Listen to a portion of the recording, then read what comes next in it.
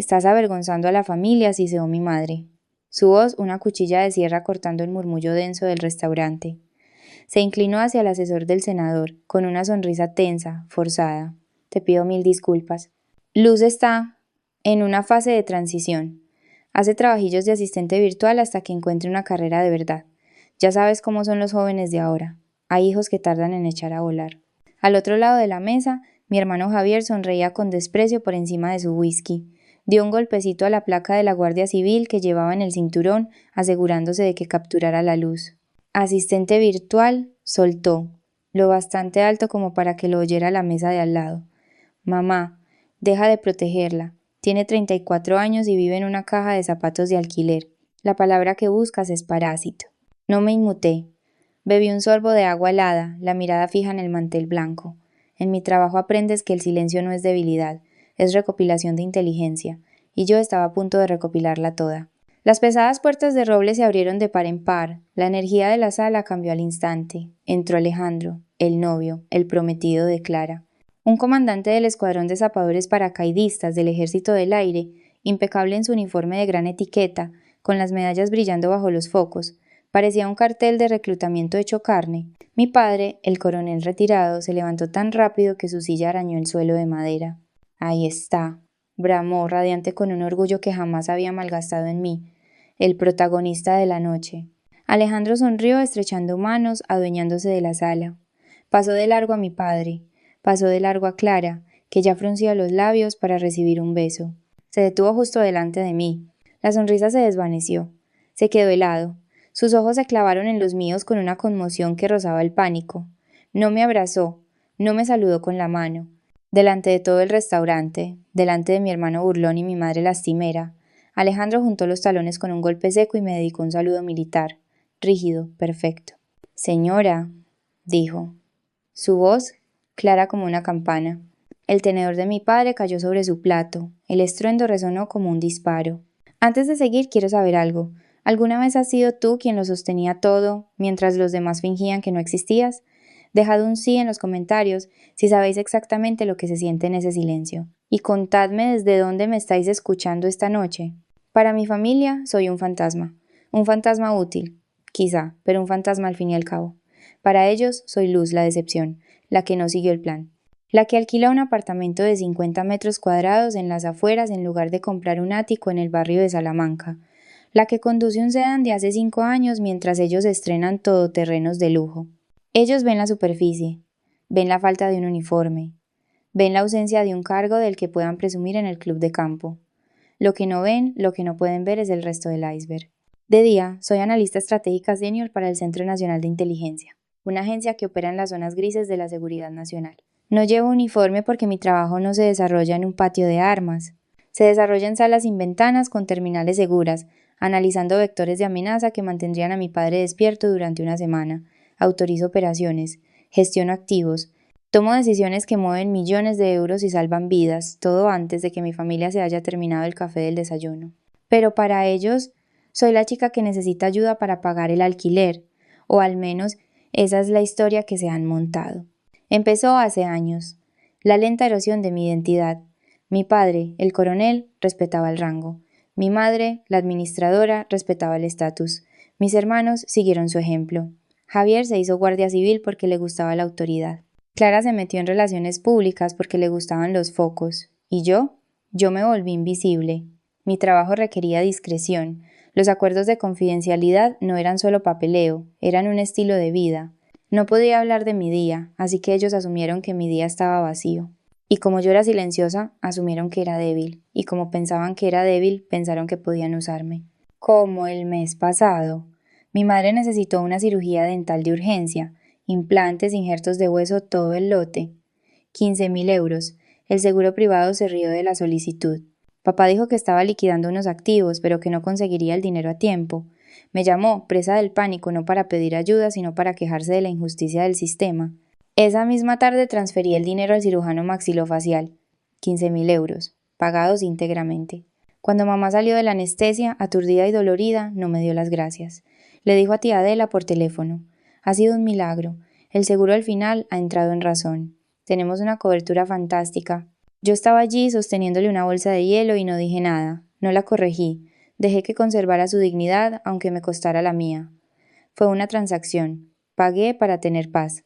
Luego estaba Javier, mi hermano, el guardia civil, el que me llama parásito. Hace 6 semanas le abrieron un expediente por un uso excesivo de la fuerza. Era grave. De los que acaban con una carrera, había un video a punto de hacerse viral. Se enfrentaba a una suspensión, quizá a cargos penales. Estaba aterrorizado. Me llamó, borracho, diciendo que el mundo la había tomado con él. Hice 2 llamadas. Usé un favor de un contacto en la fiscalía, un hombre que me debía una por un soplo que le di sobre una red de trata de personas. El video perdió contexto.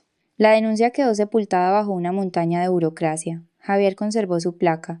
Cree que tuvo suerte. Cree que el sistema simplemente funcionó a su favor. No tiene ni idea de que la hermana de la que se burla en las cenas es la única razón por la que sigue vistiendo un uniforme. Guardaba estos secretos no por vergüenza, sino por necesidad. En mi mundo la información es poder. No enseñas tus cartas hasta que estás listo para ganar la partida.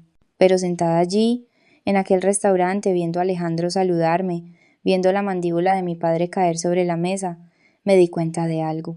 Yo no tenía una mano ganadora. Yo era la que repartía las cartas, y la partida estaba amañada. De vuelta a la mesa, el aire estaba cargado con el olor a solomillo caro y a humildad fingida. La cena no había empezado oficialmente, pero la campaña para anularme ya estaba en pleno apogeo. Mi hermana Clara presidía la mesa, irradiando ese brillo cegador y específico de una futura novia que sabe que ha conseguido el accesorio perfecto, un marido héroe. La sala era prácticamente un santuario a la carrera de Alejandro. Fotos enmarcadas de él con diversos uniformes de combate decoraban la repisa de la chimenea del comedor privado. Mi madre, Patricia, se movía por la sala como una política veterana. Iba de invitado en invitado, con una copa de chardonnay en una mano y una sonrisa afilada como un arma en los labios. La vi inclinarse hacia el tío David, bajando la voz a un susurro teatral que llegó perfectamente hasta mi asiento. Estamos tan contentos de que Luz haya podido venir, dijo, lanzándome una mirada de lástima. Le está costando encontrar su sitio, ¿sabes? Es difícil cuando no tienes una dirección clara. Pero creemos que este trabajillo de meter datos en el ordenador le puede venir bien, poco estrés. Le di un mordisco a un colín. Sabía a ceniza. No era un simple cotilleo, era un ataque preventivo. Estaban construyendo un cortafuegos alrededor de sus propios egos. Si me definían como una fracasada antes de que llegaran los aperitivos, nada de lo que yo dijera después podría herirles. Era una campaña de desprestigio, diseñada para rebajar tanto las expectativas de todos que mi mera presencia pareciera un acto de caridad.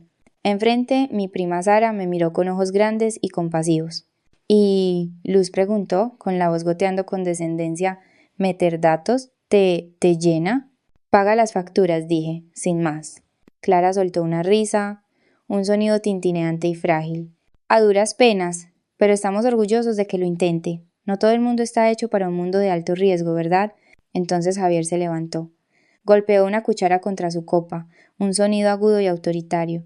Ya se tambaleaba ligeramente, con la cara encendida por el whisky y la prepotencia. Quiero proponer un brindis, anunció, alzando su copa. Por Alejandro. Un hombre de verdad, un héroe de verdad, alguien que sí se juega la vida. Hizo una pausa, sus ojos se deslizaron hacia mí con una mueca de desdén. No como otros en esta sala que creen que teclear en un portátil salva vidas, por los que llevan el uniforme, no por los que se esconden detrás de una pantalla. ¡Bravo!, bramó mi padre levantando su copa. La mesa se rió. Fue una liberación colectiva de tensión, un momento de unión construido sobre mi exclusión. No reaccioné, no me defendí. No señalé que la pantalla tras la que me escondía estaba en ese preciso instante rastreando una célula terrorista que se movía por el Mediterráneo. No mencioné que el teclear que yo hacía era la única razón por la que Javier no estaba suspendido de empleo y sueldo. Simplemente me quedé allí, observándolos.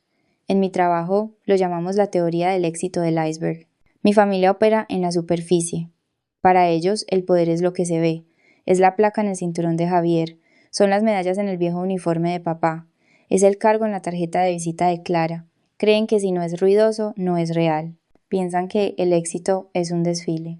Pero en el mundo que yo habito, el mundo real del poder, el éxito es invisible.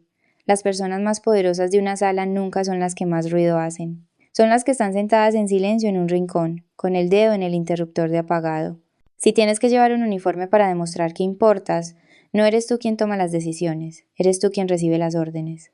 Mi silencio no era debilidad, era disciplina, era la contención de un controlador manejando activos volátiles. Miré a Javier, pavoneándose bajo su foco alquilado, y ya no sentí ira.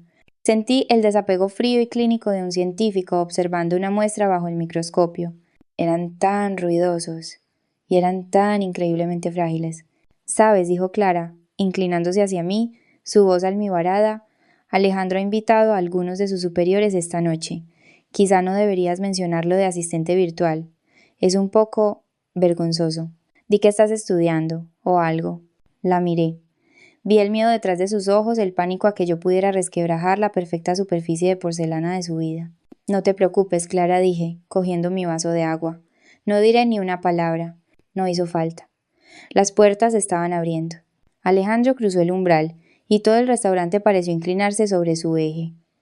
Se movía con una especie de gracia cinética que atraía todas las miradas, pero él no miraba a la multitud. No miraba a los camareros, ni a la recepcionista, ni a los otros clientes que habían detenido el tenedor a medio camino para observarle. Pasó de largo a mi padre, que prácticamente vibraba con el impulso de darle una palmada en la espalda. Pasó de largo a Clara, que se había levantado ligeramente de su silla, con los labios entreabiertos en una sonrisa de bienvenida que se marchitó al verle pasar. Se detuvo en nuestro extremo de la mesa, justo delante de mí. La sala enmudeció. Se podría haber oído caer un alfiler sobre la alfombra. Alejandro me miró. Su rostro era ilegible, una máscara de estoicismo profesional, pero sus ojos ardían. No se acercó. No ofreció una mano, ni un abrazo, ni un saludo cortés. Juntó los talones con un golpe seco. El sonido fue agudo, preciso, militar. Levantó la mano en un saludo impecable. Perfecto. Señora, dijo. La palabra quedó suspendida en el aire, pesada e innegable. El tenedor de mi padre golpeó su plato con un estruendo que sonó como un disparo en el silencio.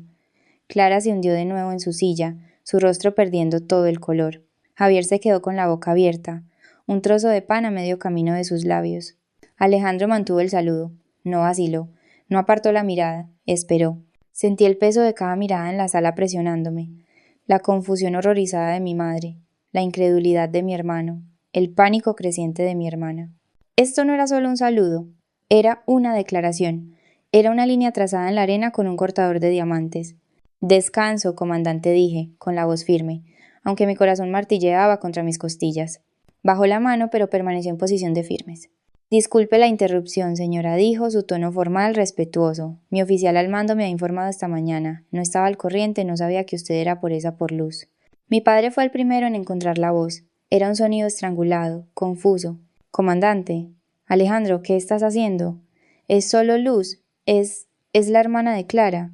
Alejandro giró la cabeza lentamente para mirar a mi padre. La calidez que normalmente iluminaba su rostro al mirar a mi familia había desaparecido, reemplazada por una mirada fría y dura. Con el debido respeto, coronel, dijo Alejandro, y el título sonó menos como un honor y más como una acusación. Esto no es solo Luz. Esta es la analista estratégica senior que autorizó el desvío de activos en Kabul hace 3 años. Se volvió de nuevo hacia mí. Usted es la razón por la que mi equipo salió de la zona de extracción. Usted es la razón por la que 6 hombres volvieron a casa con sus familias en lugar de en cajas de pino. Clara dejó escapar un pequeño sonido ahogado.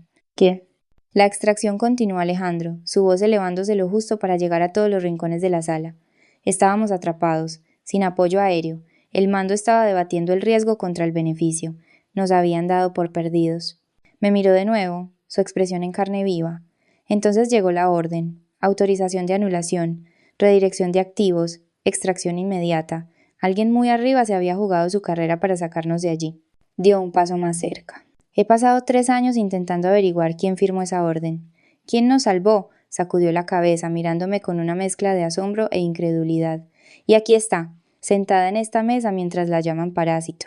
El silencio que siguió fue sofocante. Era el sonido de una visión del mundo, haciéndose añicos. Mi familia me miraba fijamente. Mi madre, que había mentido sobre mi trabajo para guardar las apariencias. Mi hermano, que se había burlado de mi teclear. Mi padre, que adoraba el uniforme pero ignoraba a la mujer que lo comandaba. Vi cómo la comprensión los golpeaba en oleadas. La disonancia cognitiva era casi visible.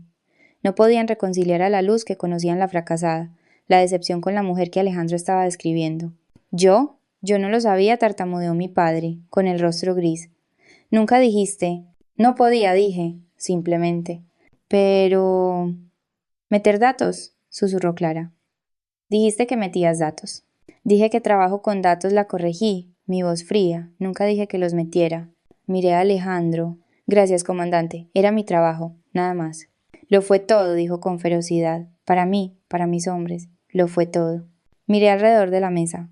La campaña de desprestigio se había evaporado.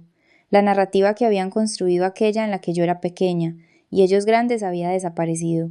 En su lugar estaba la fría y dura verdad. Necesitaban que yo fuera una fracasada, porque si yo era un éxito, si era poderosa, respetada, trascendente, entonces su trato hacia mí no era amor duro o preocupación, era crueldad, era negligencia, era abuso. Lo vi en sus ojos, el miedo, la vergüenza, la necesidad desesperada de reescribir la historia, de afirmar que lo sabían desde el principio, de encontrar un camino de vuelta a la superioridad moral. Pero no había camino de vuelta, el puente estaba quemado, y Alejandro acababa de prender la cerilla. Fue solo un error administrativo, soltó mi padre, la voz alta y desesperada, intentando meter al genio de nuevo en la botella. Forzó una risa que sonó como hojas secas crujiendo. Alejandro, claramente te han informado mal. Luz, ella ayuda con hojas de cálculo. No es del mando. Javier intervino, desesperado por recuperar el estatus de alfa que había perdido en los últimos 30 segundos. Sí, en serio. Bonita historia, pero si Luz ni siquiera puede pagar su propio alquiler, ¿crees que está autorizando extracciones militares? Probablemente solo rellenó el informe después de que los verdaderos héroes hicieran el trabajo. Alejandro no los miró, ni siquiera parpadeó. Mantuvo sus ojos clavados en los míos, como si fuéramos las dos únicas personas en la sala. El código de extracción era rojo real, dijo Alejandro, su voz baja pero cortando la sala como un láser. Ese código requiere una autorización de nivel 5. Requiere la firma de un analista estratégico senior con supervisión directa de los activos en el teatro de operaciones. Esa firma era la suya. Asentí lentamente. Era un martes, dije, mi voz calmada. 0400 horas, hora local. Estabais atrapados en el valle de Argandab, 2 heridos. El apoyo aéreo estaba en tierra por una tormenta de arena. El mando quería esperar a que pasara. A Alejandro se le cortó la respiración. Nos dijeron que estábamos solos. Lo intentaron, corregí. Anulé la orden del comandante del teatro de operaciones. Redirigí un paquete de vigilancia por drones de un objetivo prioritario a 500 kilómetros de distancia para daros visión sobre el flanco enemigo. Luego, autoricé a un equipo de extracción de contratistas privados que operaba extraoficialmente en el sector. Gasté 35 millones de euros del presupuesto negro de la agencia en 10 minutos para conseguirte un billete de vuelta a casa. Bebí un sorbo de mi vino. Lo recuerdo porque el papeleo fue un dolor de cabeza. La mesa estaba en silencio. El tipo de silencio que grita. Javier parecía que iba a vomitar. Me miraba, mirándome de verdad por primera vez en su vida. Se estaba dando cuenta de que mientras él ponía multas de tráfico sintiéndose un dios, yo movía piezas en un tablero que él ni siquiera sabía que existía. Pero fue el rostro de mi madre el que captó mi atención. No me miraba con orgullo, no me miraba con asombro, me miraba con terror. Y en ese momento la última pieza del puzzle encajó. De repente lo entendí todo. Entendí los insultos, la exclusión, las mentiras sobre el asistente virtual. Esta es la narrativa narcisista. Mi familia no me trataba como a una fracasada porque pensaran que lo era. En el fondo, sospechaban que no. Percibían una fuerza en mí que no encajaba con el papel que me habían asignado, y eso les aterraba. Necesitaban que yo fuera la fracasada. Toda su identidad, su jerarquía, su autoestima se construía sobre la base de que ellos eran los exitosos y yo la carga. Mi padre se sentía un gran hombre porque tenía que preocuparse por mí. Mi madre se sentía una mártir porque tenía que pedir disculpas por mí. Javier se sentía poderoso porque podía menospreciarme. Si yo era exitosa, si en realidad era más poderosa, más trascendente y más respetada que todos ellos juntos, entonces ¿quiénes eran ellos? Si la parásito es en realidad un titán, entonces los héroes son solo matones inseguros con disfraces. Mi éxito no solo contradecía su historia, aniquilaba sus egos. No estaban enfadados porque yo mintiera. Estaban enfadados porque yo era la verdad, y la verdad los hacía parecer pequeños. Tú, susurró mi madre, su voz temblorosa, dejaste que pensáramos, dejaste que pagáramos la cena. Yo no os dejé hacer nada, dije fríamente. Vosotros decidisteis quién era yo. Vosotros escribisteis el guión. Yo simplemente he dejado de leer mis líneas. Alejandro finalmente se giró para mirarlos. Su expresión era de puro, absoluto asco. La llamaste parásito, le dijo a Javier. La amenaza en su voz era palpable. Te sentaste ahí bebiendo un vino que probablemente pagó ella, y te burlaste de la mujer que firmó la orden que me permite estar hoy aquí. Se enderezó, abrochándose la chaqueta. El movimiento fue definitivo. Creo, dijo Alejandro, que ya he oído suficiente. No lo sabíamos, tartamudeó mi padre. su voz perdiendo toda su autoridad. Parecía pequeño de repente, despojado de la autoridad que había llevado como una armadura durante 40 años. Luz, cariño, tienes que entender con el secretismo. ¿Cómo íbamos a saberlo? Sí, intervino Clara, su risa estridente y frenética. Solo estábamos bromeando. Ya sabes cómo es esta familia. Nos metemos con los que queremos. Es nuestro lenguaje del amor. Los observé revolverse. Era patético. Intentaban reescribir la realidad en tiempo real, desesperados por encontrar una versión de los hechos donde no fueran los villanos. Querían que sonriera. Querían que dijera, está bien, lo entiendo. Querían permiso para volver a ser los héroes de su propia historia. No, se lo di. No grité, no lloré. Simplemente levanté la mano y llamé al camarero. Apareció al instante, sintiendo el cambio en la dinámica de poder como un tiburón huele la sangre en el agua. La cuenta, por favor, dije. No, no, mi madre se estiró sobre la mesa, sus pulseras tintineando. Luz, baja la mano. Paga a tu padre. Esta es la noche de Clara. Papá no puede permitirse esta cena, dije con calma. No con el cabernet de reserva que ha pedido Javier. No después de la cirugía dental que pagué el mes pasado. Mi padre se encogió. Mi madre se quedó inmóvil. El camarero colocó la carpeta de cuero negro sobre la mesa. La abrí. 6.800 euros. Javier realmente había disfrutado de ese vino. Saqué mi tarjeta, la de metal negro pesada, la que no tiene límite, y la coloqué sobre el recibo. Luz. Para, gruñó Javier, aunque no hizo amago de sacar su cartera. Estás montando una escena. ¿Intentas comprarnos? ¿Es eso? ¿Crees que el dinero te hace mejor que nosotros? Lo miré. Miré al hermano que se había pasado la vida entera hundiéndome para sentirse más alto. Miré la placa en su cinturón, la placa que llevaba como un escudo. No creo que sea mejor que tú, Javier, dije suavemente. Sé que soy la única razón por la que todavía tienes trabajo. Se quedó helado. ¿Qué? El expediente por uso excesivo de la fuerza, dije. Hace 6 semanas. El control de tráfico en las 6. Las imágenes de la cámara corporal que misteriosamente se corrompieron antes de poder subirse a la junta de revisión. Su rostro se volvió blanco. El color se le fue tan rápido que parecía un fantasma. Tú... ¿Cómo sabes? Yo hice la llamada, dije. Llamé al fiscal del distrito. Llamé al administrador de sistemas. Cobré un favor que llevaba guardando 2 años para enterrar ese expediente y que no te suspendieran. Me incliné hacia adelante. No tuviste suerte, Javier. Fuiste gestionado. De nada por la placa. Se desplomó en su silla, destrozado. El silencio era absoluto. Firmé el recibo. Añadí un 25% de propina. Me levanté, alisándome el vestido. Alejandro, dije, volviéndome hacia el hombre que había iniciado el incendio. Gracias, por todo. Me voy contigo, dijo de inmediato, cogiendo su gorra. No, dije. Quédate. Cómete el solomillo. Bebe el vino. Oblígalos a mirarte y a recordar cada una de las mentiras que han contado. Cogí mi bolso.